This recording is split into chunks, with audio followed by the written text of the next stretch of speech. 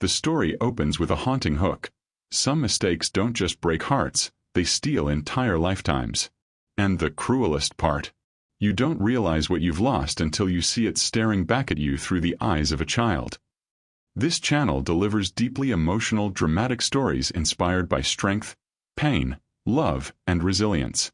Every story explores moments of betrayal, sacrifice, healing, and unexpected twists, told with cinematic intensity and raw emotion that stays with you.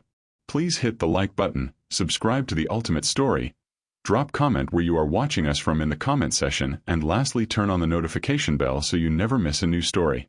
The introduction establishes searing emotional stakes. Dr. Martha Pius rushes home from the hospital after a grueling 16-hour shift, her hand instinctively touching her abdomen where a 6-week-old secret grows.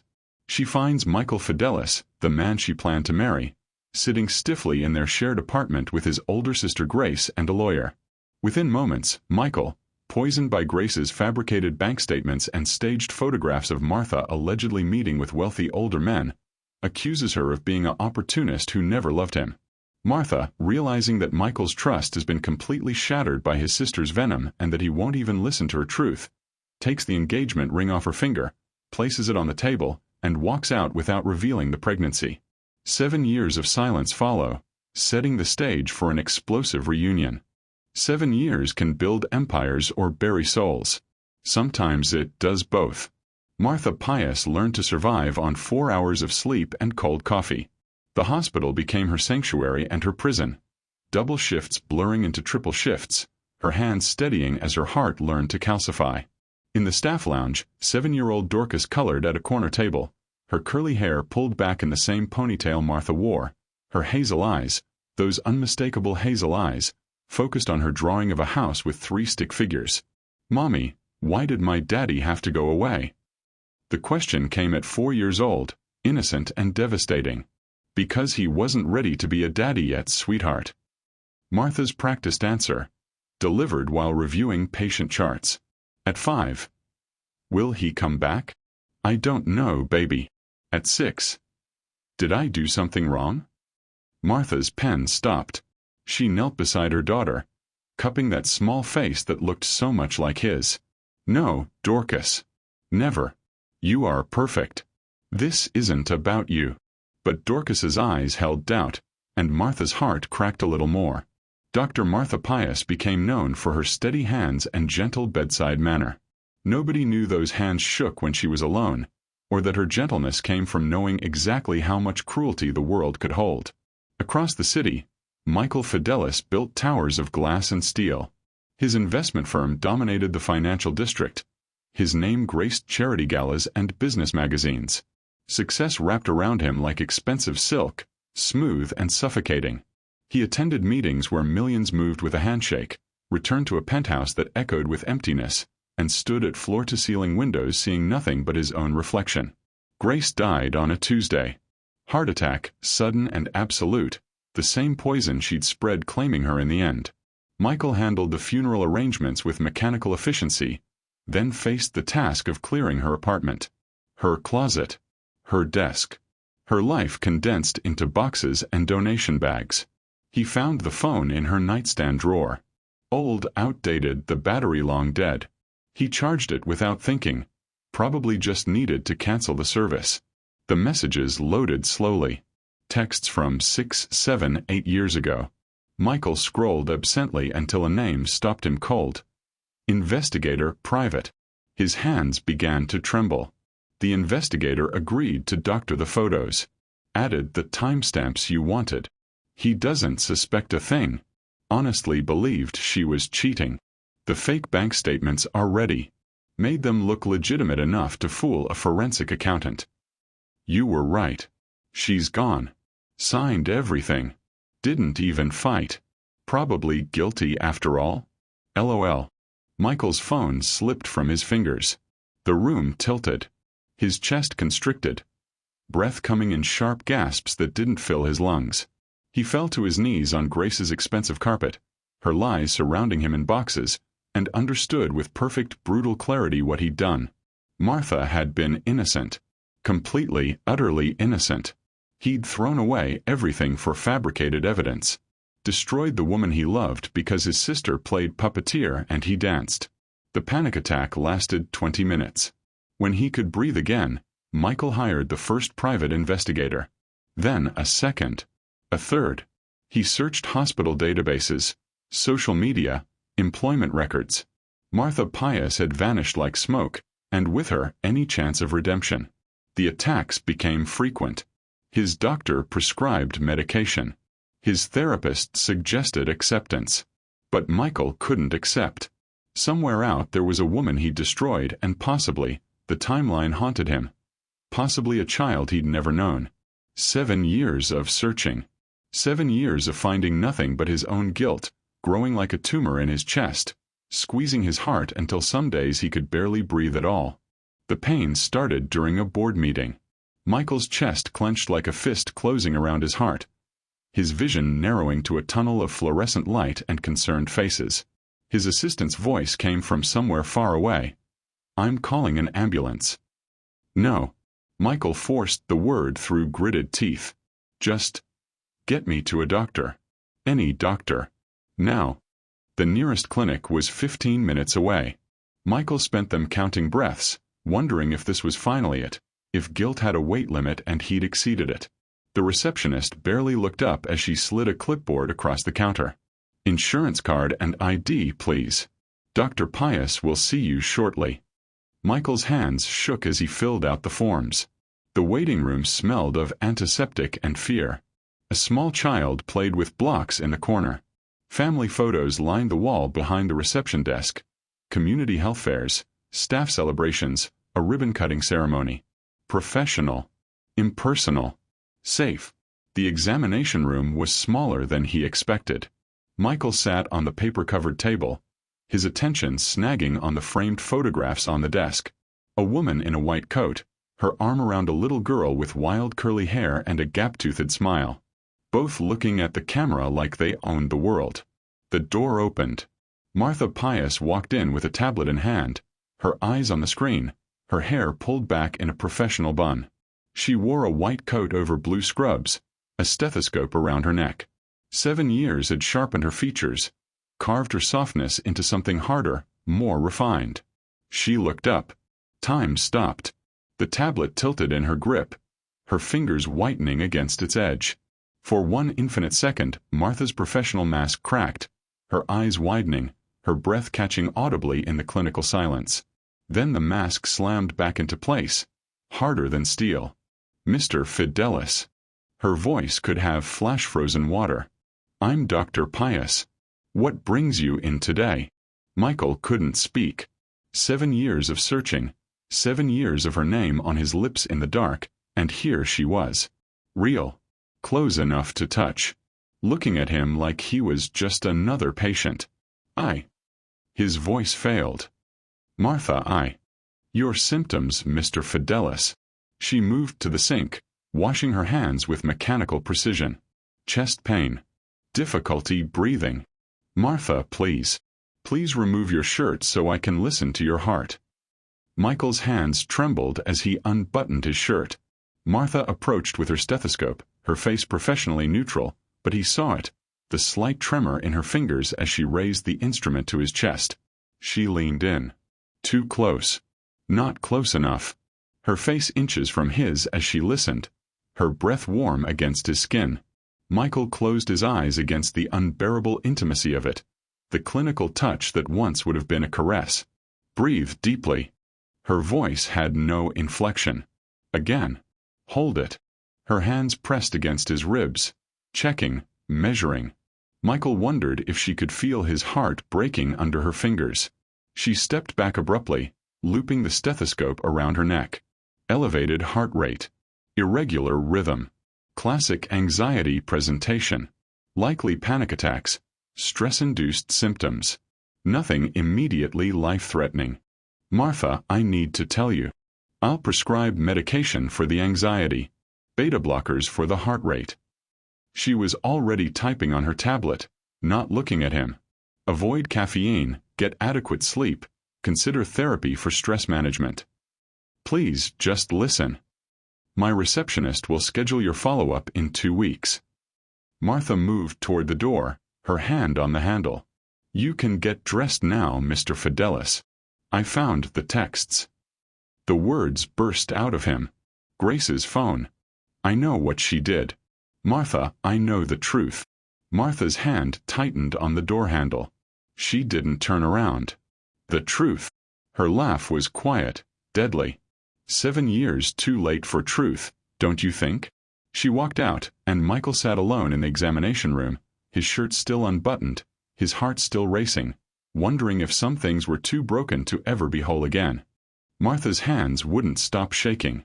She sat at her desk, staring at Michael's patient file on her screen, seeing nothing but the past superimposed over the present. 7 years of carefully constructed walls, and he'd walk through her door like a wrecking ball made flesh. She pressed her palms flat against the cool wood, willing herself steady. Professional. Detached. He was just another patient with anxiety disorder. Nothing more. The door burst open. "Mommy. Mommy, guess what happened at school?" Dorcas flew into the office, her backpack bouncing against her shoulders, her curly hair escaping its ponytail in wild corkscrews. "Miss Angela said my science project was the best in the whole." She stopped, froze mid-sentence, mid-step, her bright eyes landing on the man still sitting in Martha's office. Michael turned at the sound of her voice. The world tilted on its axis. Those eyes. Hazel, flecked with gold, the exact shape and shade that looked back at him from every mirror. The dimple in her left cheek when her mouth opened in surprise. The way her nose crinkled slightly as she studied him with unguarded curiosity. Even the way she held her head, tilted just slightly to the left when confused. Michael had seen that gesture in every childhood photograph his mother had kept. He was looking at himself.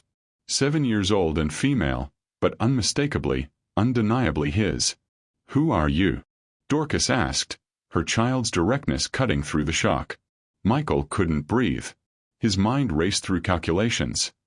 7 years old, Martha disappeared 7 years ago, pregnant, she'd been pregnant and he'd thrown her out. "Dorcas, wait outside, please." Martha stood abruptly, her chair scraping against the floor. "But Mommy."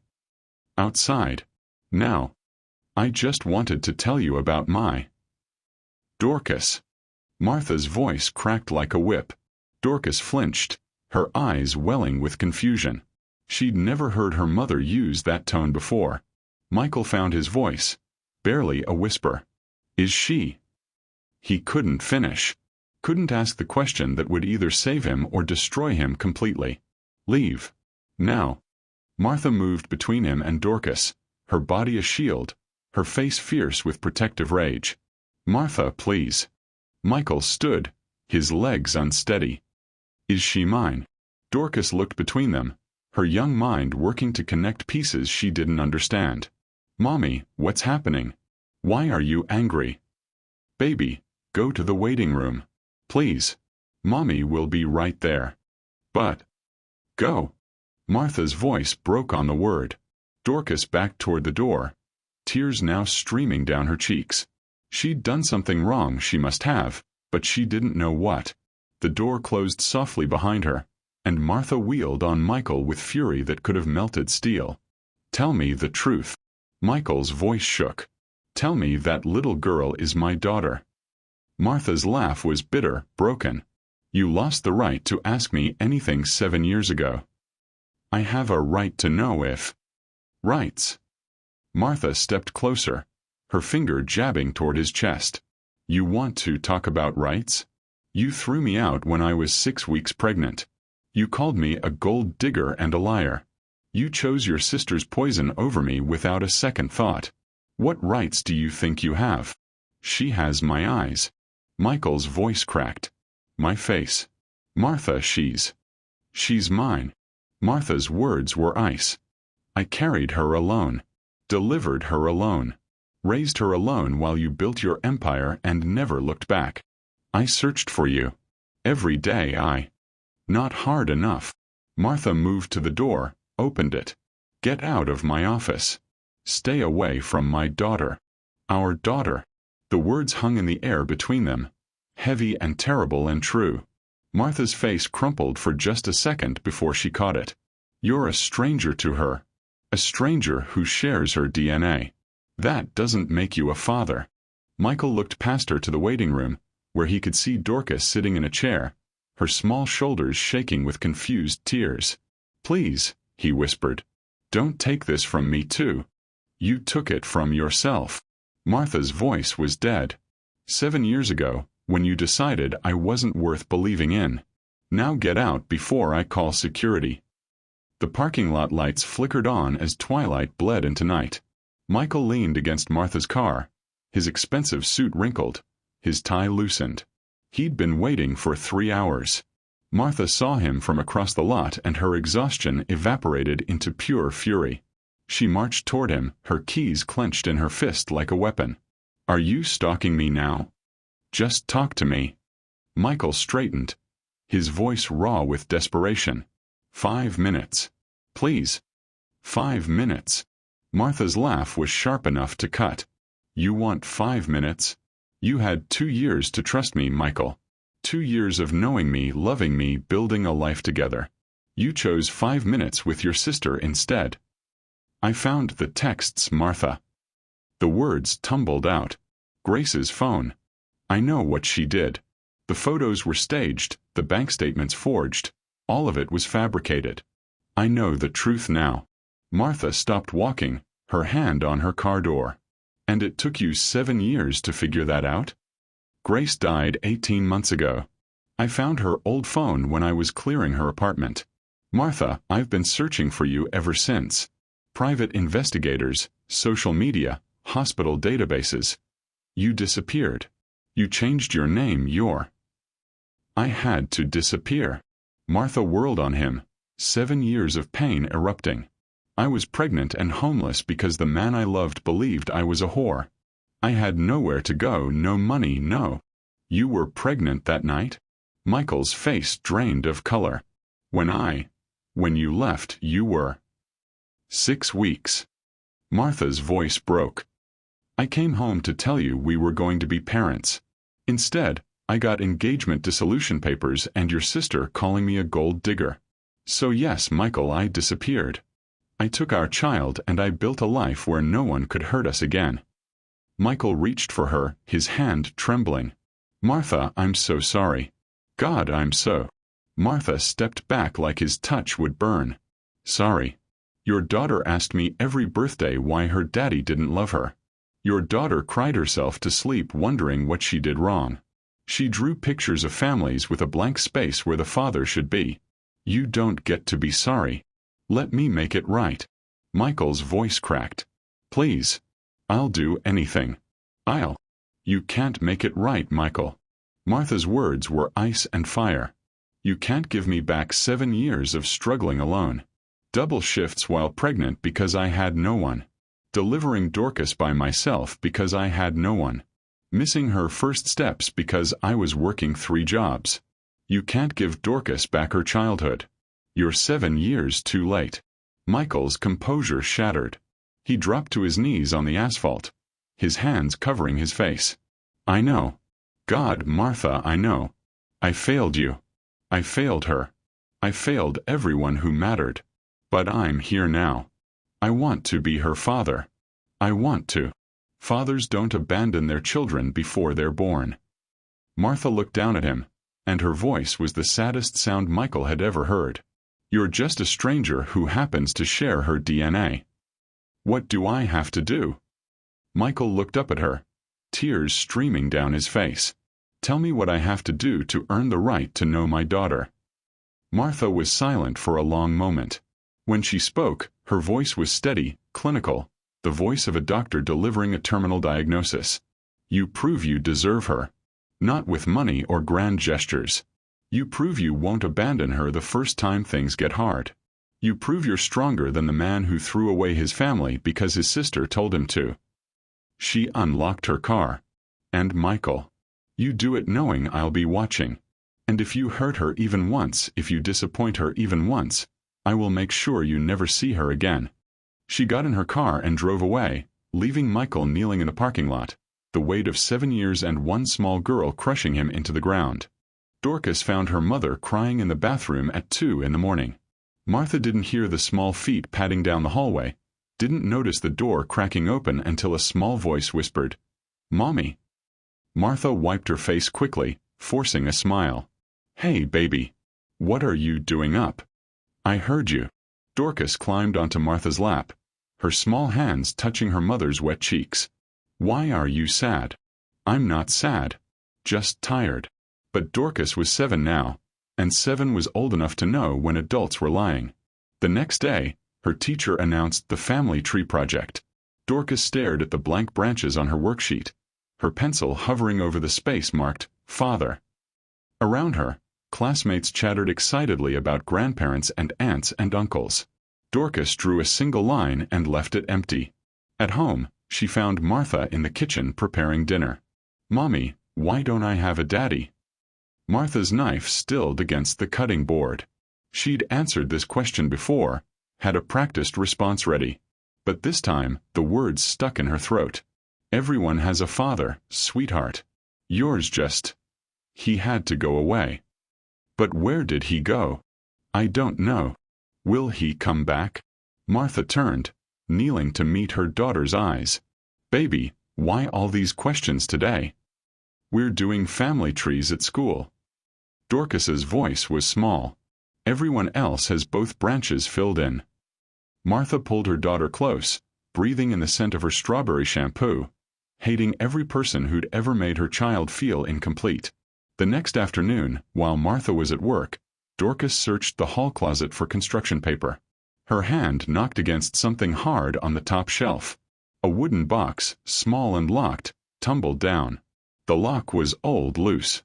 It popped open when the box hit the floor. Photographs spilled out. Letters tied with ribbon. And a ring, simple gold, catching the light. Dorcas picked up the photograph on top. Her mother, younger, laughing. And a man with hazel eyes and a dimple in his left cheek, his arm around Martha's waist. They looked happy. They looked like people in love. Dorcas's breath caught. She knew those eyes. She saw them every morning in the mirror. "That's the man from your office," she whispered. "Dorcas." Martha stood in the doorway, her work bag still on her shoulder. Her face went pale as she saw the open box, the scattered memories, her daughter holding the photograph like evidence. "Is he my daddy?" Martha's carefully constructed world crumbled. She crossed the room, sinking to the floor beside her daughter. For a long moment she couldn't speak. "Yes." The word was barely audible. "That's your father. Why did he leave us?" "It's complicated, sweetheart." Martha took the photograph, studying the faces of 2 people who no longer existed. He wasn't ready to be a daddy then. Is he ready now?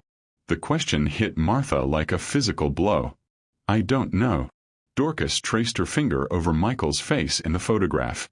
"Can I meet him? Really meet him?" Martha's heart waged war with itself. Every protective instinct screamed to say no, to keep her daughter safe from potential heartbreak. But Dorcas's eyes held hope, and who was Martha to extinguish that? "Maybe." Martha pulled Dorcas onto her lap. "But we need to go slowly, okay? I need to make sure he deserves you." "What if he doesn't want me?" "Oh, baby." Martha's voice broke. "Any man who doesn't want you is a fool." Dorcas was quiet for a moment, then wrapped her arms around Martha's neck. "You're the best mommy in the world. I don't need a daddy if he makes you sad." Martha held her daughter tight, tears streaming freely now. "You deserve everything, baby, including a father who loves you. Do you think he will love me?" Martha looked at the photograph again, at Michael's smile, at the man she'd once known. "I think," she said carefully, "he's going to try very hard to deserve that chance." Michael requested the meeting through official channels. A formal email to the clinic, professional and distant. Martha responded with a date, a time, and a single additional line. "I'll have legal representation present." When Michael arrived at Martha's office, he found her seated behind her desk with a woman in a sharp suit beside her. A briefcase open and documents spread across the surface. "You brought a lawyer?" Michael stopped in the doorway. You involved lawyers 7 years ago. Martha's voice was ice. I'm simply learning from your playbook. Michael took the seat across from them, his expensive suit suddenly feeling like armor that no longer fit. I want to propose supervised visits, financial support, co-parenting therapy, whatever it takes to be part of Dorcas's life. How generous. Martha leaned back in her chair. I have conditions. Anything. Don't agree before you hear them. Martha pulled out a typed document, sliding it across the desk. First, you will attend individual therapy to address your inability to stand up to family manipulation. Weekly sessions, minimum 6 months. I want documentation. Michael nodded. Second, every visit is supervised by me for the first 6 months. No exceptions. You don't take her anywhere without my presence and explicit permission. Understood. Third, Martha's voice hardened. You will not buy Dorcas's affection. No expensive gifts, no lavish outings, no trips to toy stores to make up for lost time. You earn her trust through consistency, not credit cards. Of course. Fourth, Martha's eyes turned to steel. Grace is forbidden from any contact with Dorcas. Ever. If I find out you've allowed contact, if she's even mentioned in Dorcas's presence, you lose all rights immediately. Non-negotiable. Grace is dead, Michael said quietly. Heart attack. 18 months ago. Something flickered across Martha's face. Not sympathy, but a grim satisfaction. Good. One less thing to worry about. The lawyer shifted uncomfortably, but Martha continued. Fifth, Dorcas's emotional well-being comes first. If at any point she's distressed, confused, or uncomfortable, visits stop until she's ready to try again. Her pace, not yours. I agree to everything. Michael's voice was steady. Martha stood, placing her hands flat on the desk, leaning forward. And Michael, if you hurt her, if you disappoint her, if you prove to be as weak now as you were then, I will make sure you never see her again. Are we clear? Crystal clear. Michael met her eyes. I won't fail her. I won't fail either of you again. You already did. Martha's words landed like blows. This is about limiting future damage. The lawyer pulled out fresh documents, began drafting the formal agreement. The scratch of pen on paper filled the silence. Martha watched Michael's face, searching for any sign of hesitation, any hint that this was another game. She found none. Michael signed without reading, his hand steady, his focus entirely on Martha. When can I see her? Martha exchanged a glance with her lawyer, then looked back at Michael. I'll talk to Dorcas. If she's ready, this Saturday. 2 hours. The park near the clinic. Thank you, Martha. Michael's voice broke slightly. Thank you for giving me this chance.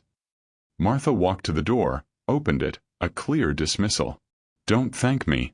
Thank the little girl who still believes people can be good despite having every reason not to. Let's hope you prove her right. Michael stood, gathering the signed documents. At the doorway he paused. I know I don't deserve this. I know I don't deserve her. But I promise you, Martha, I'll spend the rest of my life trying to. Promises are easy, Michael. Martha's expression didn't soften. Show up on Saturday. That's all I want from you. Just show up. Michael left, and Martha sank back into her chair, suddenly exhausted. Her lawyer closed her briefcase. He seems sincere. So did he 7 years ago. Martha stared at the door Michael had just walked through. The question is whether sincerity is enough. Michael arrived at the park 30 minutes early. He sat on a bench near the playground, his hands clasped between his knees, watching families play together like he was studying a foreign language. He'd rehearsed 1,000 opening lines with his therapist. None of them felt adequate now. Martha and Dorcas appeared at exactly 2 o'clock. Dorcas wore a yellow sundress and sneakers, her curly hair pulled back with a butterfly clip. She walked close to her mother, one small hand gripping Martha's fingers. Michael stood, his heart hammering. Dorcas peeked at him from behind Martha's legs, curious and cautious in equal measure. He knelt on the grass, bringing himself to her eye level. "Hi, Dorcas. It's nice to officially meet you." "Hi." Her voice was barely audible. Martha's hand touched Dorcas's shoulder. "I'll be on that bench right there. You two can play." Dorcas nodded but didn't move. Michael and his daughter stared at each other in awkward silence, strangers connected by invisible threads of DNA and regret. "Do you like swings?" Michael finally asked. Dorcas nodded and walked slowly toward the playground. Michael followed, maintaining careful distance. She climbed onto a swing, her feet not quite touching the ground. Michael moved behind her, pushing gently. The simple act, this basic gesture of fatherhood, brought tears to his eyes. "Why are you crying?" Dorcas turned her head to look at him. "Because I'm happy. Mommy cries when she's happy sometimes too." They swung in silence for a few moments, finding a rhythm. Then Dorcas's questions began, direct and unflinching the way only children can be. "Why weren't you there when I was born?" Michael had prepared for this. His therapist had coached him. "I made a terrible mistake. I believed something about your mom that wasn't true. By the time I learned the truth, you and your mom had moved away." "Did you look for us?" "Every single day." Dorcas considered this, pumping her legs to swing higher. "Do you love my mommy?" The question caught Michael off guard. I hurt her very badly. I don't know if she can ever forgive me." "She still has your picture. In her special box." Michael's hands faltered on the swing. "Does she?" Hum. "You look happy in it."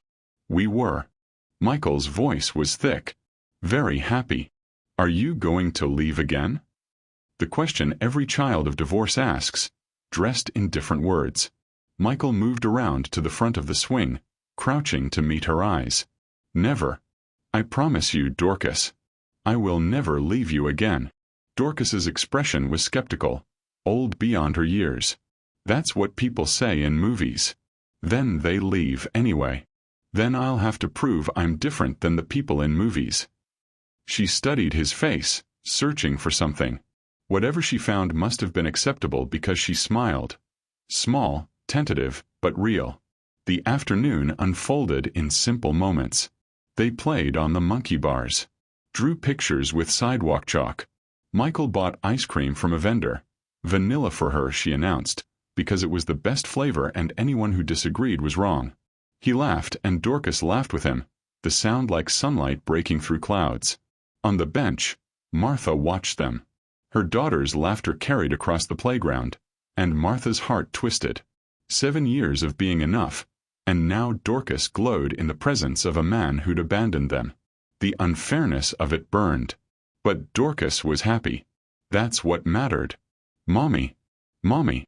Dorcas ran over, breathless.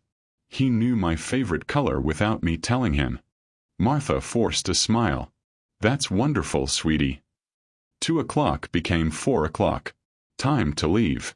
Dorcas waved goodbye, and Michael waved back, his hand lingering in the air long after they'd turned away. In the car, Dorcas asked, "Can he come again?" Martha gripped the steering wheel. "If you want him to." "I do. He's nice." Dorcas paused, then added quietly, "And he has my eyes." "Yes," Martha whispered. "He does." 6 weeks of supervised visits had established a fragile routine. Michael showed up every Saturday, rain or shine, never late, never making excuses. But the weight of it was crushing him from the inside out. He arrived at the hospital for his follow-up appointment looking worse than he had at the first visit. His skin was pale, dark circles shadowed his eyes, and his hands trembled as he filled out the intake form. Martha took one look at him and her clinical mask slipped. "Exam room 3. Now." The blood pressure cuff revealed the damage. 160/95. His heart rate was erratic, skipping beats. Martha reviewed his chart with growing concern. "Your condition is worsening. Have you been taking your medication?" "Yes." Michael's voice was hollow.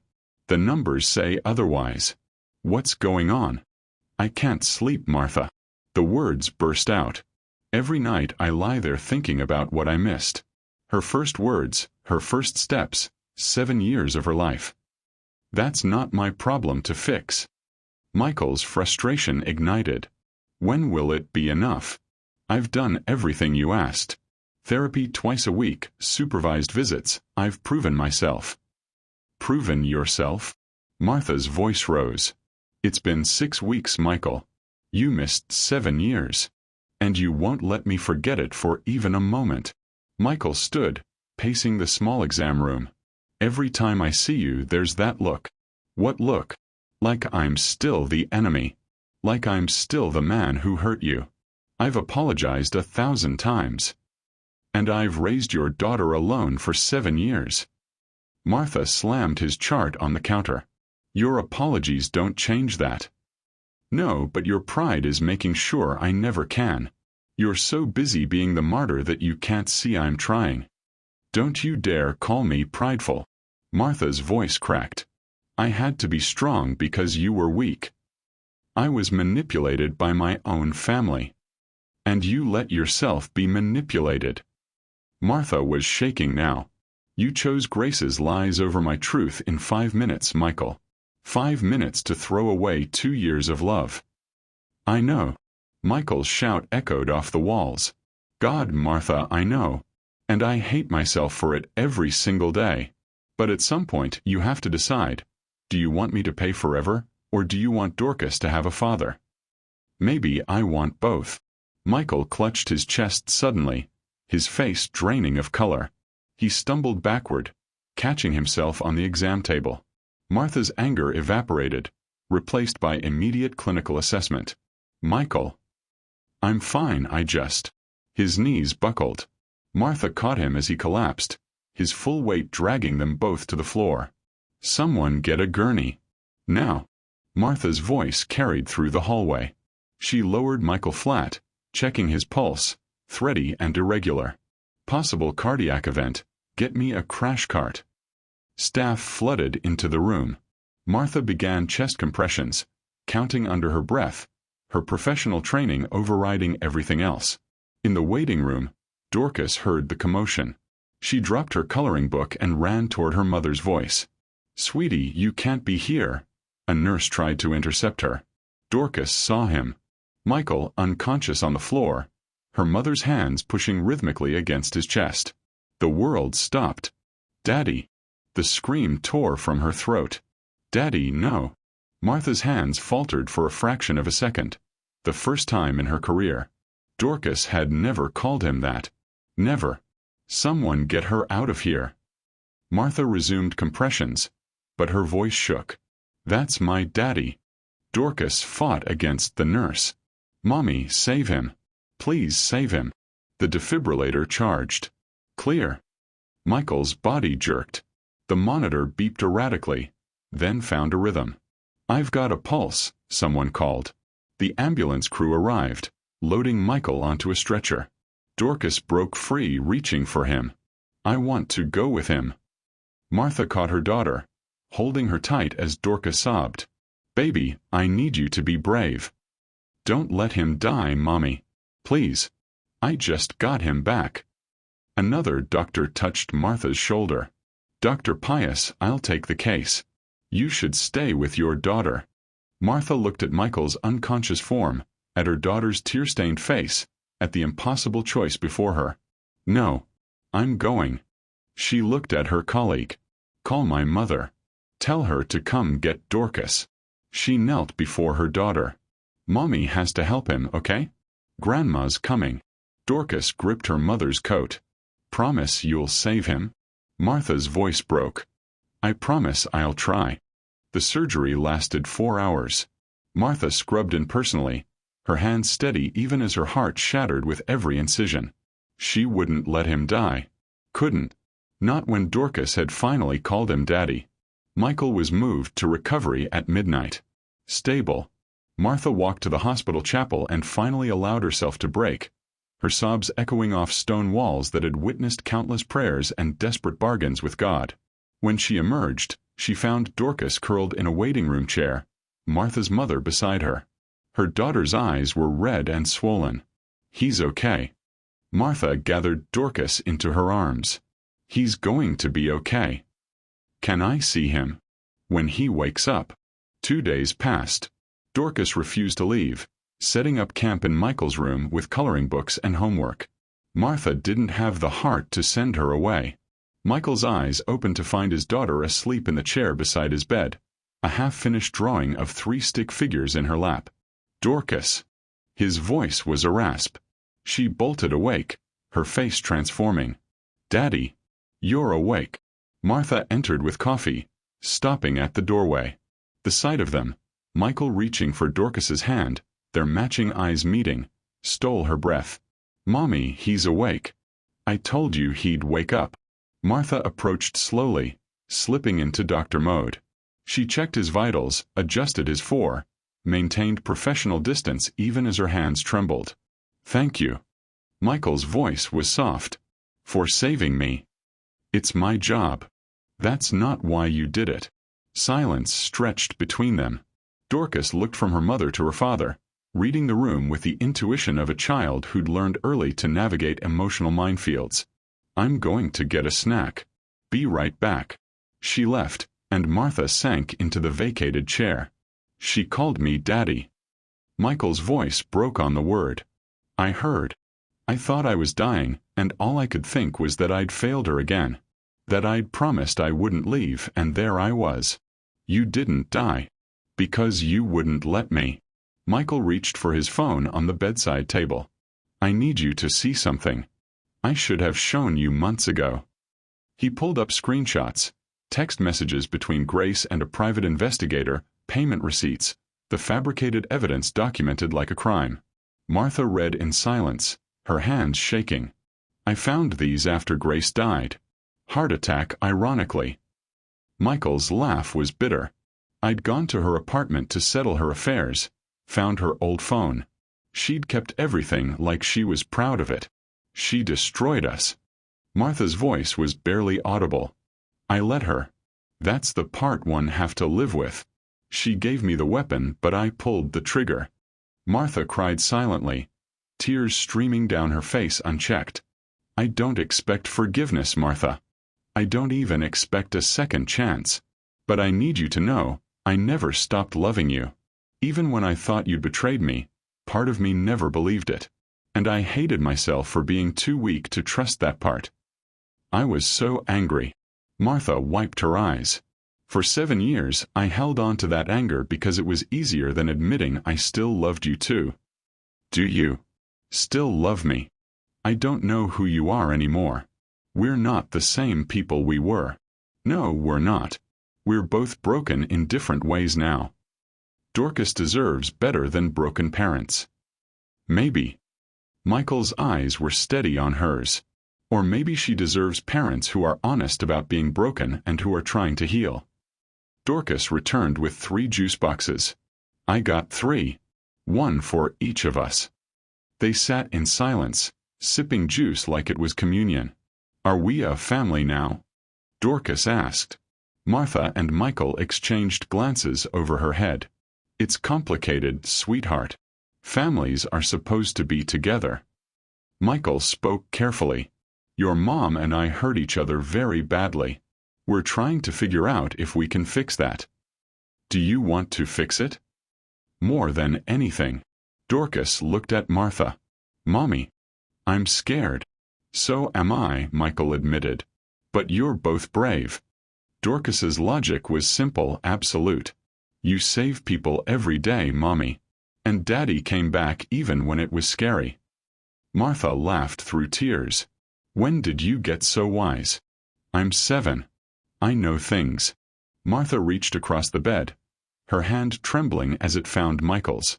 We go slow. Really slow. And if at any point this isn't working, then we figure it out. For her. For her. Dorcas climbed into the hospital bed between them. Can we stay like this for a while? As long as you want, Princess. Forever. Martha and Michael looked at each other over their daughter's head. 2 broken people trying to build something whole. We can try, Michael said. 1 day at a time, Martha agreed. 3 weeks later, They stood in the park where everything had begun. Michael was discharged, attending therapy 3 times a week. Dorcas taught him a clapping game, their hands meeting in perfect rhythm. Martha watched with the smallest hint of a smile. Michael caught her eye. "Thank you. Don't make me regret this." "I won't. I promise." "Mommy, come play with us." Martha hesitated, then stood, walking toward her daughter and the man she was learning to trust again. As the sun set, painting the sky in shades of forgiveness, the 3 of them played together. Some mistakes steal lifetimes. But sometimes, if you're brave enough and broken enough and desperate enough, you get a chance to build something new from the ruins. It won't be what you lost. It might be better. Or it might just be enough. Either way, you try. For the little girl with your eyes and his smile, you try. Thank you for watching. If you enjoyed this story, please like and subscribe. Share your thoughts in the comments below. Have you ever had a moment that seemed like rock bottom but turned out to be the beginning of something beautiful? Remember, you're never as alone as you feel, and hope is always possible, even in the darkest moments. Take care of yourselves, and I'll see you in the next.